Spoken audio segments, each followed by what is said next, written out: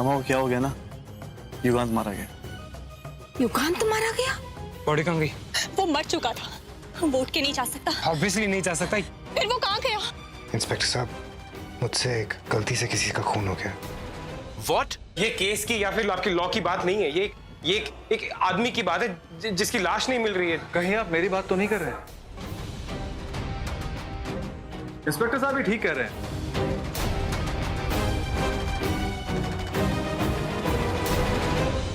कल रात को इन्होंने मुझ पे गोली चलाई थी, लेकिन वो एक मिसअंडरस्टैंडिंग के रहते।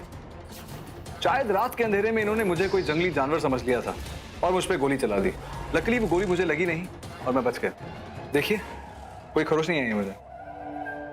ये कैसे हो सकता है? मैंने तुम पे गोली चलाई थी। मैंने तुम्हें डराने के लिए मैंने गोली चलाई थी और वो गोली तुम्हें लग गई थी। तुम गिर गए थे और मैंने तुम्हारी नर्व्स चेक की थी। नहीं थी, मैंने तुम्हारी सांस चेक की थी, कोई सांस नहीं थी वहां। हाँ, लेकिन मैं मरा नहीं था। वो गोली की आवाज से मैं डर के गिर जरूर गया था और शायद कुछ देर के लिए बेहोशी की वजह से सांसें बंद हो गई हो, लेकिन मैं तो आपके सामने खड़ा हूँ, वो भी जिंदा। तुम कह रहे हो कि तुम वहां आवाज की वजह से गिर गए थे, तो वहां पे खून था, तो खून का क्या? और वो गोली चली थी तभी तो खून निकला था। ये हो क्या है मानवी? मुझे समझ में नहीं आ रहा। राहुल बिल्कुल ठीक कह रहे हैं, ये जो बोल रहे हैं बिल्कुल वैसा ही हुआ था। तुम्हारे हाथ से तो मेरे हाथ में क्या? देखिए इंस्पेक्टर साहब, मैंने कहा था मेरे क्लाइंट को जरूर कोई गलतफहमी हुई है।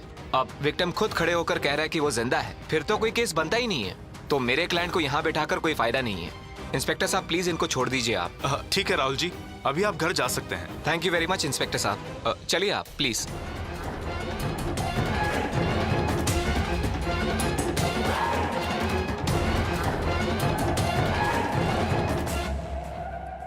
सर ये आप क्या कर रहे थे? पुलिस के सामने अपना जुर्म कबूल कर रहे हैं जबकि आपके खिलाफ तो सबूत भी नहीं है। इस तरह तो आप बहुत बड़ी मुसीबत में आ जाएंगे sir. Thank you for your concern. वकील साहब, मैं वही कर रहा था जो मुझे ठीक लगा। वो गोली मैंने चलाई थी अपने हाथों से। मेरे सामने एक इंसान मरा पड़ा था। सर आपने देखा, वो खुद आकर खड़ा हो गया। आपने अपनी आंखों से देखा है, बल्कि हम सब ने देखा है कितने अच्छे से आकर बात कर रहा है वो आपसे। सर मैं तो यही कहूंगा कि जब कोई विक्टिम ही नहीं है तो फिर क्राइम कैसा? आप उस आदमी के बारे में सोचना छोड़ दीजिए और अपने ट्रिप को एंजॉय कीजिए प्लीज। और आज सर को मैं बोल देता हूँ कि सब कुछ ठीक है, कोई चिंता वाली कोई बात नहीं है।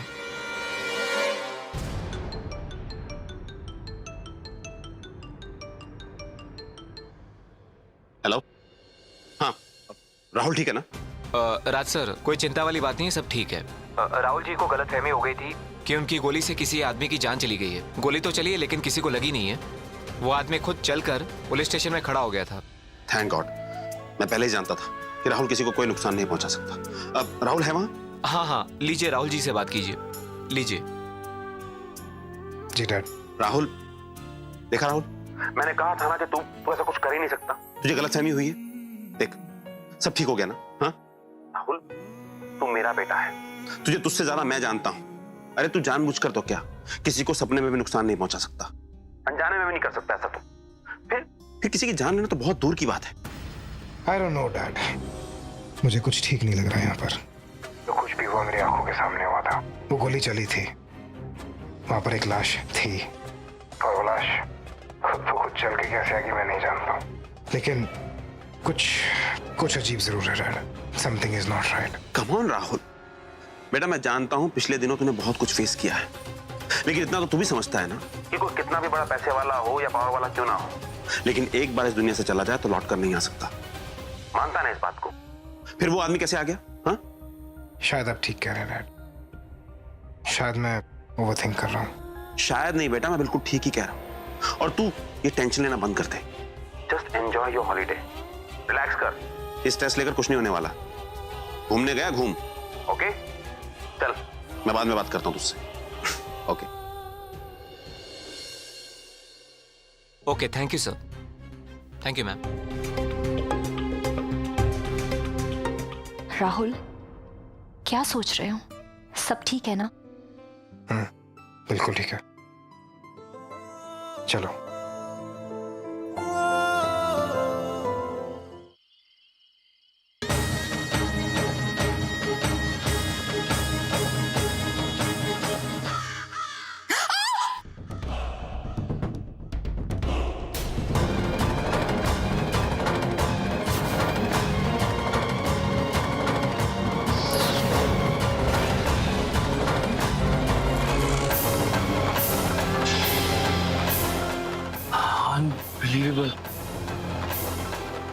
यामिनी जी, मैंने तो आज तक सिर्फ आपकी शक्तियों के बारे में सुना था, आज देख भी ली। क्या फायदा ऐसी शक्तियों का जो वक्त आने पर मेरे युगांत के काम ना आ पाए, उसे नहीं बचा पाई। काश आप यहाँ होती यामिनी जी, तो आप तो युगांत को बचा ही लेती। खैर, आप तो उनका बदला ले रही हैं, तो आपने पुलिस को बता दिया ना? राहुल वो जो रॉकस्टार है, कंप्लेन कर दी ना आपने उसके खिलाफ? तो फिर बता दो, मैं कब जाऊँ स्टेटमेंट लेके? तुम्हें कहीं जाने की जरूरत नहीं,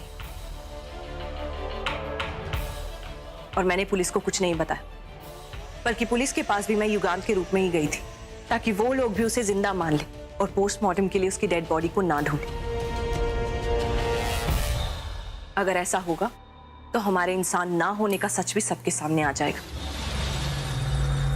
और जो मैं नहीं चाहती, हम जैसे लोगों का सच कम ही लोगों को पता हो तो वही सही। यामिनी जी, ऐसे तो वो राहुल बच जाएगा। यही तो मैं चाहती हूँ। मतलब राहुल मेरा शिकार है, तो उसे सजा कोई और कैसे दे सकता है? यही तो सुनना चाहता था मैं, तभी तो मैंने इतनी लंबी चौड़ी प्लानिंग की। आप उस लड़की के साथ क्या करने वाली है? उससे बदला तो लोगी ना आप? हाँ, मगर इतनी आसानी से नहीं। उसकी मौत दर्दनाक होगी। जो दर्द उसने मुझे दिया है, वही दर्द मैं उसे दूंगी।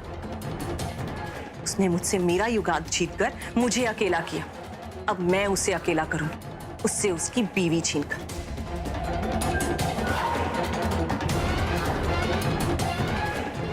वो तड़पेगा, छटपटाएगा, फिर जाकर उसे मैं मौत दूंगी।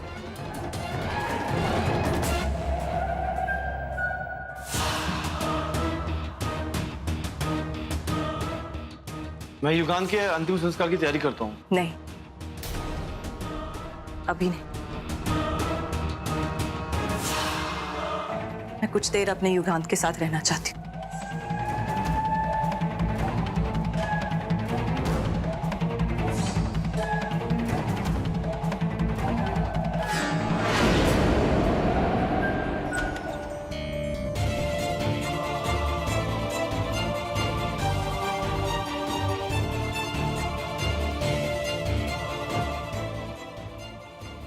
राहुल, क्या हुआ? तुम अभी भी उसी बात को लेके परेशान हो? नहीं, परेशान नहीं हुई। एक तरफ से तो मैं बहुत रिलीव्ड हूँ कि, लेकिन मानवी, तुम भी वहां थी राइट?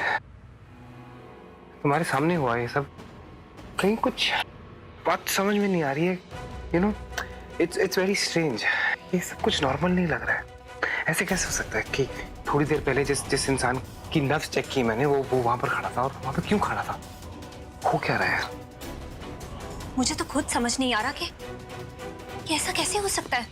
एक आदमी जिसे अपने हाथों से तुमने मारा था, वो मुझे ऐसा क्यों लग रहा है कि ये जो कुछ भी हुआ है हमारे साथ, ये कहीं ना कहीं किसी एक बड़े प्लान का एक हिस्सा है। एक कहीं ऐसा तो नहीं कि तुम हाँ, ये सोच रहे हो कि इसके पीछे कबीर का हाथ है? मैं भी यही सोच रहा हूँ। इतनी आसानी से वो हार मानने वाला नहीं है, इतनी आसानी से वो हमें जीने नहीं देगा।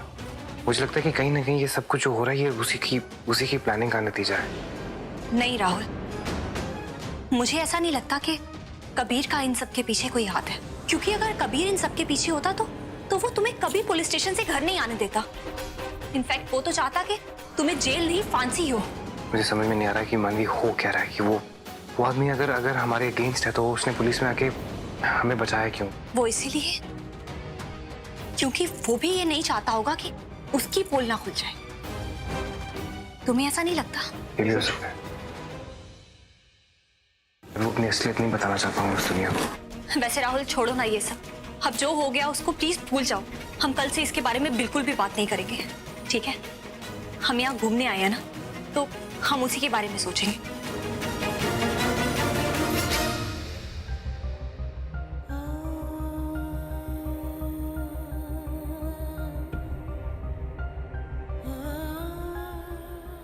सॉरी युगांत, मैंने तुमसे वादा किया था कि जब तक तुम्हारे खूनियों को मौत नहीं दे देती, मैं आंसू नहीं बहाऊंगी। ये आंसू मेरे सुन ही नहीं रहे। लेकिन तुम ये मत सोचना कि मैंने ये वादा तोड़ दिया तो तुम्हारे खूनियों को मौत देने का वादा भी तोड़ दूंगी। नहीं, उन्हें मैं ऐसी मौत दूंगी जिससे मौत भी घबरा जाएगी। अरे मुझसे मेरा युगांत छीना है, मेरे युगांत को मुझसे जी रहा है।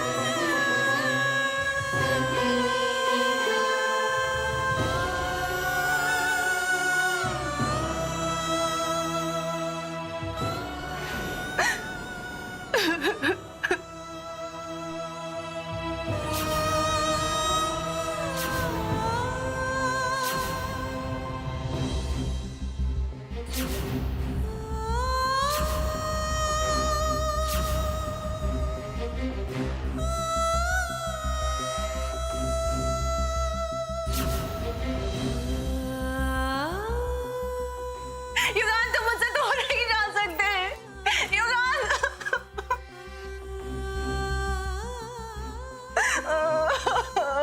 युगान के लिए तुम ही सब कुछ थी, उसका प्यार थी, उसका परिवार थी, इसलिए उसका अंतिम संस्कार भी तुम्हें ही करना होगा, उसको मुखाग्नि देना होगा।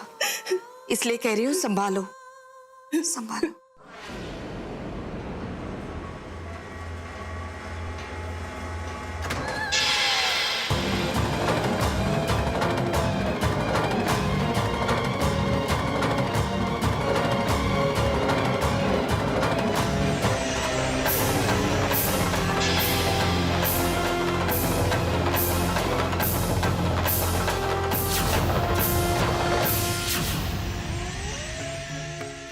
ऐसे कैसे मेरा साथ छोड़ गए तुम युगांत? हमारा साथ कोई इस जन्म का नहीं था।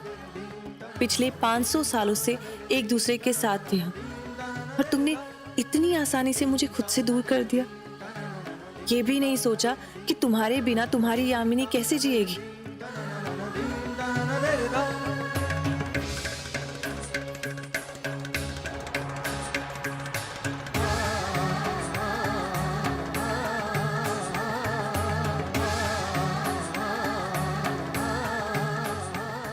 ऐसे ही किसी जगह पे मिले थे हम युगांत, और आज ऐसी ही जगह से हम बिछड़ रहे। क्यों किया किस्मत ने ऐसा? क्यों छीना उसने तुमको मुझसे?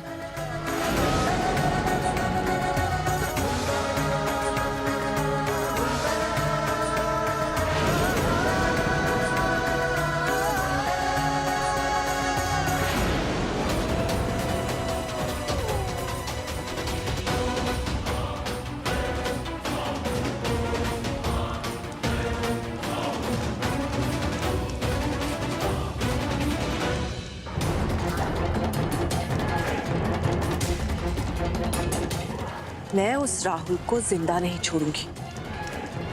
तुम्हारी मौत की कीमत उसकी मौत होगी।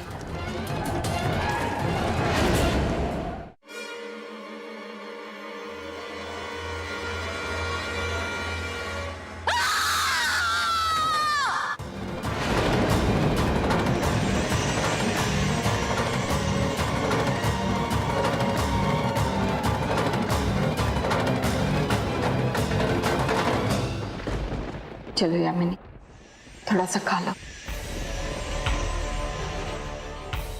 मैं तुम्हारे जज्बातों को समझती हूँ। जब अग्नि के पिता की मृत्यु हो गई, तब मैंने भी कई दिनों तक अन्न का एक दाना भी मुंह में नहीं डाला। चाहती थी कि मेरी भी मृत्यु हो जाए, लेकिन मांगने से मृत्यु भी तो नहीं आती। मुझे मेरी जिंदगी ऐसे ही काटनी पड़ी। आपके पास आपका कबीर तो है।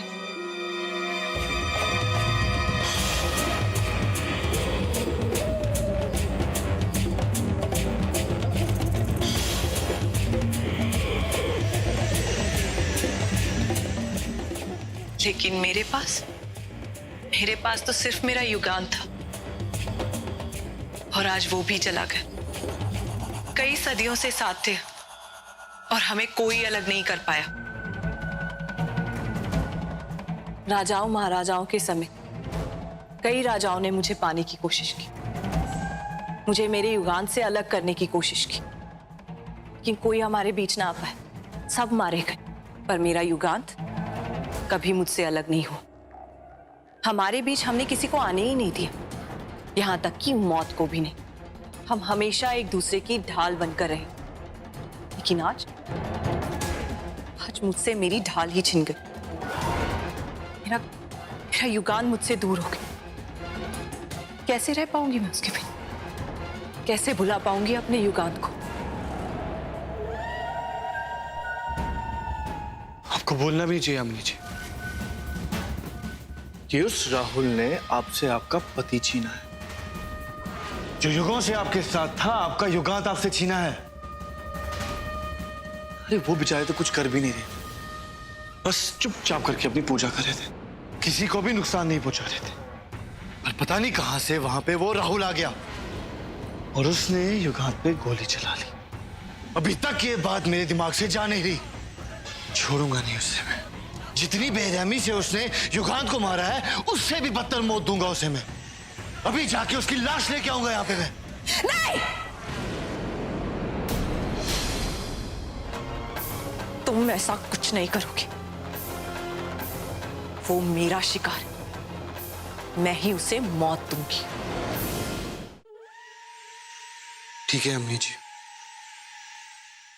अगर आपको इसमें चैन मिलता है तो ये हक भी मैं आपसे नहीं छीनूंगा। सच बताऊं तो मुझे बहुत गिल्ट फील हो रहा है कि मैं वहां पे था भी, लेकिन फिर भी युगांत को नहीं बचा पाया। काश मेरी जगह आप वहां होते, अपनी शक्तियों से राहुल को वहीं खत्म कर देते, पर मैं कुछ नहीं कर पाया। मैं नहीं, इसमें तुम्हारा कोई दोष नहीं। तुमसे जितना हो पाया तुमने किया, कि अगर तुम ना होते तो शायद युगांत की लाश मुझ तक ना पहुंचती। ये भी अच्छा हुआ कि तुम वहां थे। तुम्हारे जरिए मैं युगांत के कातिलों को पहचान पाई। बस मेरी एक मदद और कर दो। बोली तो सही।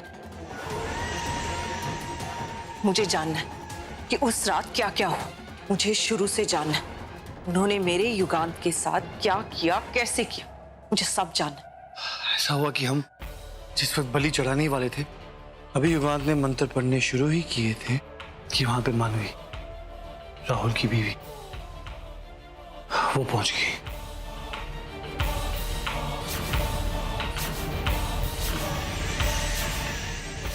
युगांत ने उसे बहुत प्यार से समझा, पर वो लड़की एक बार भी नहीं मानी। इतनी बड़ी डीड थी कि बोले ही जा रही थी।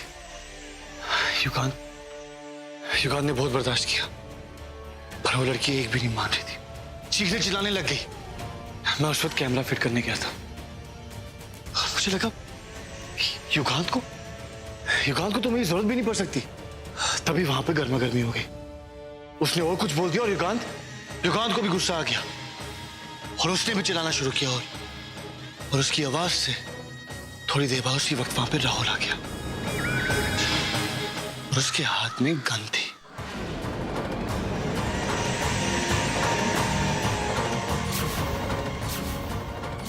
फिर जब युगांत ने राहुल के हाथ में गन देखी तो वो भी अलर्ट हो गया, लेकिन जो कि जाहिर सी बात थी।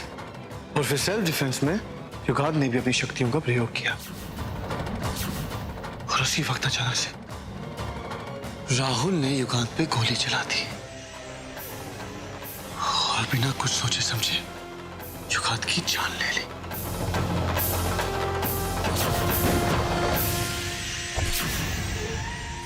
कितनी नफरत भरी हुई थी उसके चेहरे पे। अभी तक उसका वो चेहरा मैं भूल नहीं पा रहा। युगांत को देख के वो ऐसी शक्ल बना रहा था जैसे उसने किसी राक्षस को देख लिया हो। एक बात बताओ, सही किया करते थे हम, इन इंसानों की बलि चढ़ाया करते थे, क्योंकि उनके साथ बिल्कुल ऐसा ही होना चाहिए। वो इंसान है ही इसी लायक। तो राहुल उस बंदूक के साथ वहां अकेला आया था? नहीं, पहले मुझे भी ऐसा ही लगा था, लेकिन जब मैं युगांत की बॉडी लेने वहां पे वापस गया तो मैंने उन लोगों को वहां पे बातें करते हुए सुना। उसके साथ वहां पे एक मैनेजर भी था। जिस रिजॉर्ट में वो लोग रह रहे थे वहां का मैनेजर, बल्कि उस मैनेजर ने ही उसे गन दी थी। उस मैनेजर की तो शक्ल से ही नफरत है मुझे। अगर वो मिल जाए तो, अगर वो मैनेजर उस राहुल को गन नहीं देता तो शायद युगांत मरता नहीं। इसका मतलब वो मैनेजर भी मेरे युगांत की मौत का जिम्मेदार है। अब तो उसे भी मेरे युगांत की मौत की कीमत चुकानी पड़ेगी।